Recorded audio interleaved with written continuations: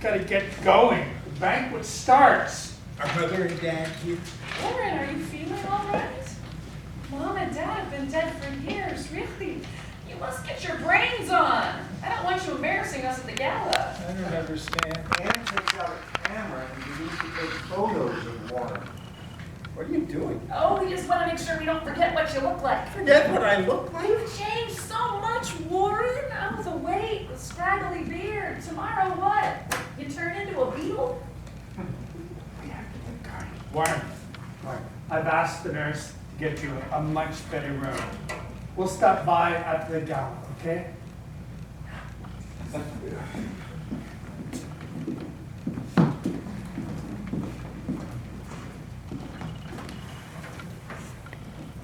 Up you go, Mr. Rothman. How you feeling? Any hallucinations? I have a few questions for you. You put a catch eye on that. You will do security work for companies and brands at the Shanghai Expo. Why do you tell me this? The woman was supporting you, the sushi. She suggests to her that you might have a job for her. Is that true? Why will you make this offer? I see.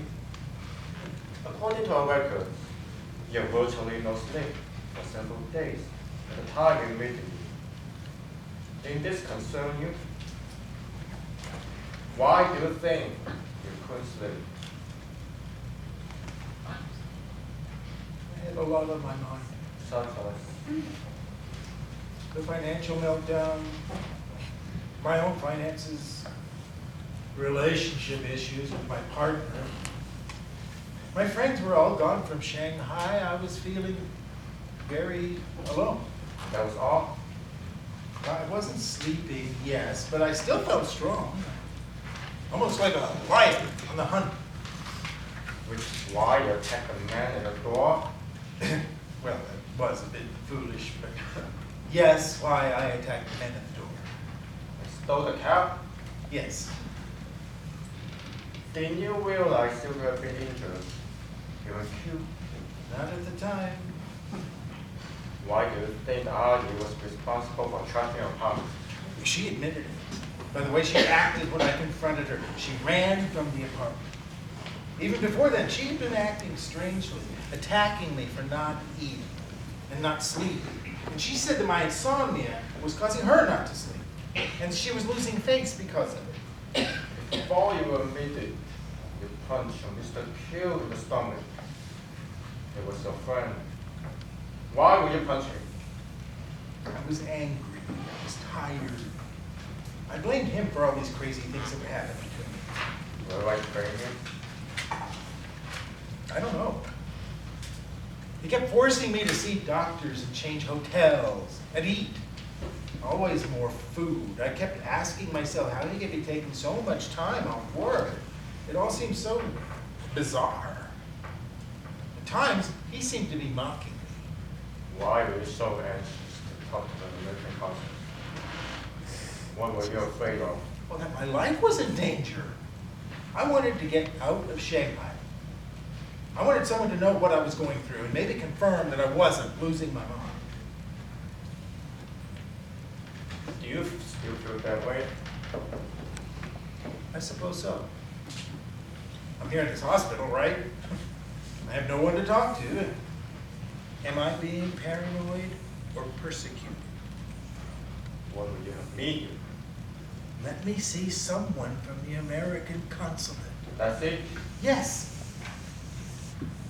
If it makes you feel better, let me see what I can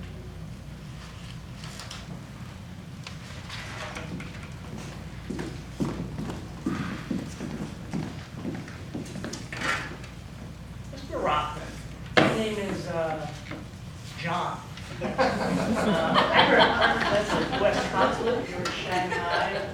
Do you understand English speaking? So soon? I came at once when the doctor told me about your situation. Our offices are right around the corner. What do you know about my situation? only that you were admitted to this hospital with signs of some mental instability. Is that right? Nothing's wrong with me. I just need some sleep. I see. What would you have me do? Get me out of here. Help me get back to San Francisco. Condition? I feel well enough to travel. All right, then let's see what I can do. Do you have your passport? It was destroyed. Pages were ripped out. I can take care of that. What about your personal? I have no idea where they are. Some may still be back in my apartment.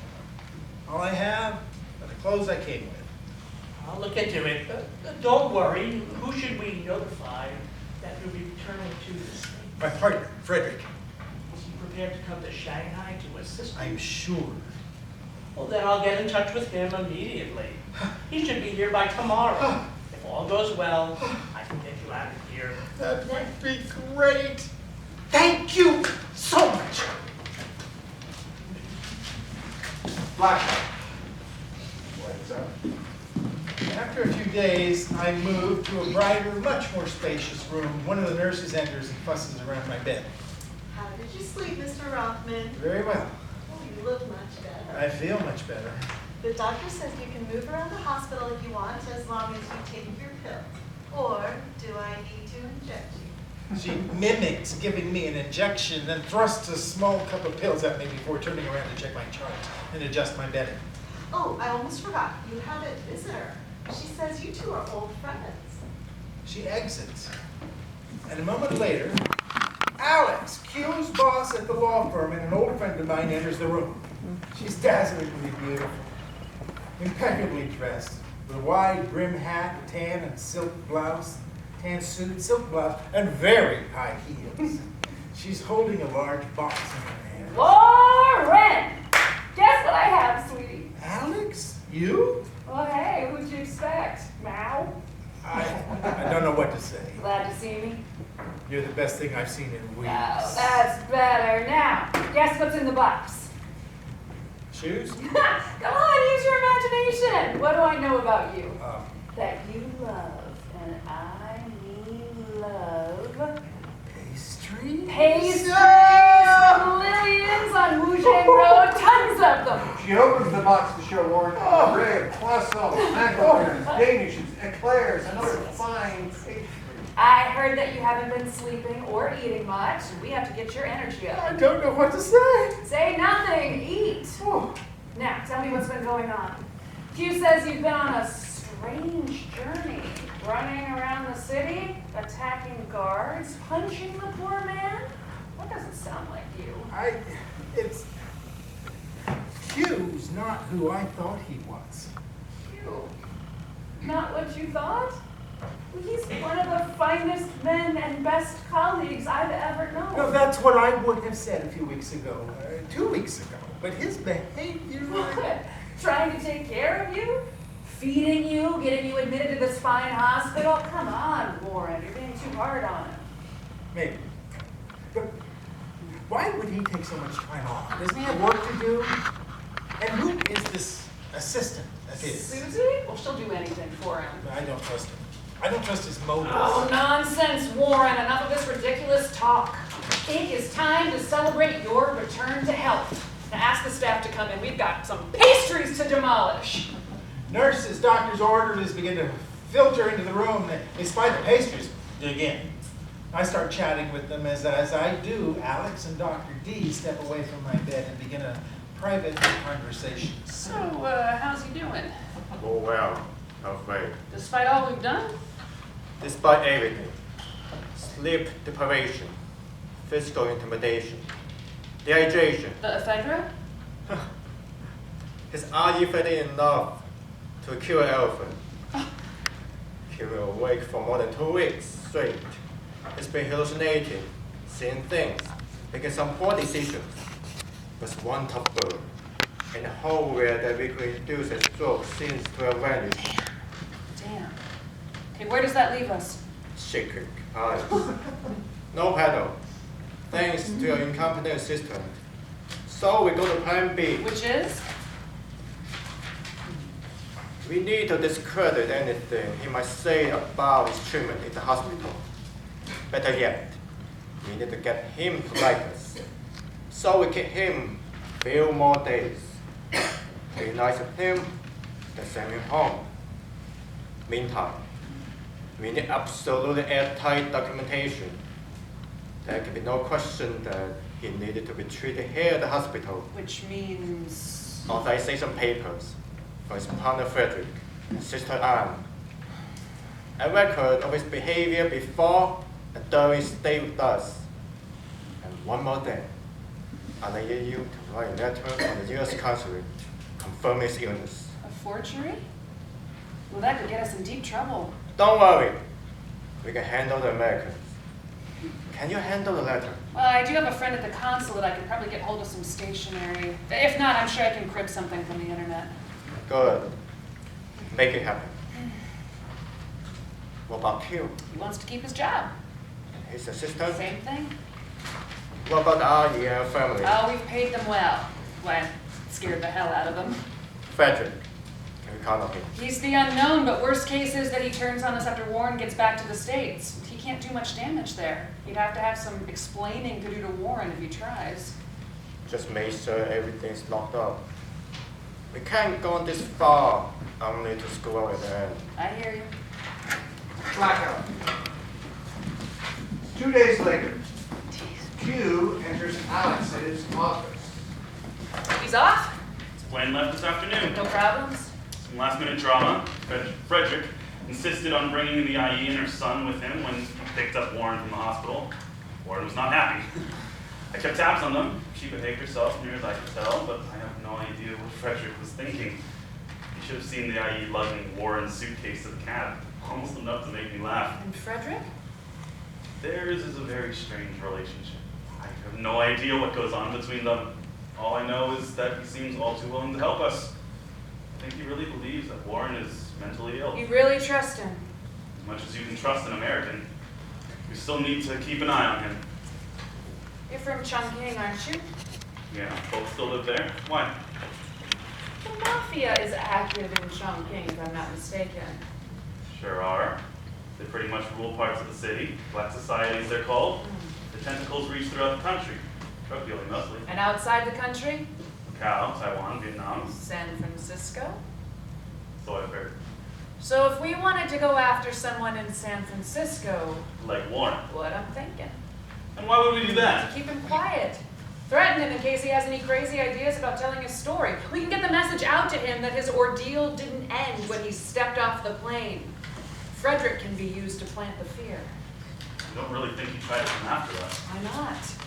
He hates us, or at least you. I mean, there's nothing to keep him from going to the newspapers or the authorities or even signing a book deal. I can imagine if he wrote a play about his experience, Kafka in China. And what? He has the vaguest idea of how and or why we pulled this off. We never once mentioned the bribe. I bet he still can't figure out what my role was, or Susie's. And certainly not yours. Boy, that would shock him if he found out you were the I mastermind. know you don't give him enough credit, Q. In any event, we can't take the chance. I'd like you to sound out your friend in City Hall, see if he has connections to the black societies. Offer to pay him well if he can line up someone in San Francisco. We'll get the word out to Frederick that Warren better keep his mouth shut. You say so, Alex, but I don't see Warren going rogue. He has no idea what actually happened to him. The secret ends with us. Blackout. There you have it. Or as much of it as I could put together. It's taken me 10 years to get to this point in the story. None of my efforts since 2009 to learn more, through my pleas with Nancy Pelosi and Dianne Feinstein, through the work that Joel Brinkley did researching in his article for Politico in the San Francisco Chronicle, and through my direct pleas to the State Department, have produced a single shred of corroboration. I guess I'll never know for sure if the State Department letter is the smoking gun, a document that confirms U.S. government knowledge, if not complicity, or just part of Q's scheme to discredit me. Oh, there is one more question that you might be asking yourself. Why give the characters names like Q, Z, and Susie? Are you afraid to use their real identities? The answer is yes. Even today, I fear retribution from the likes of Q and Dr. D. If word were to get back to them that I was exposing them in print, both in my books and in this play, well, I wouldn't put it past either one of them, the others who were involved in this conspiracy, to come after me. After all, Q comes from a city in China known for its mafia and for their ties to mafia in the United States. Well, time to head on home. At least I have Frederick to count on. Blackout. Yes.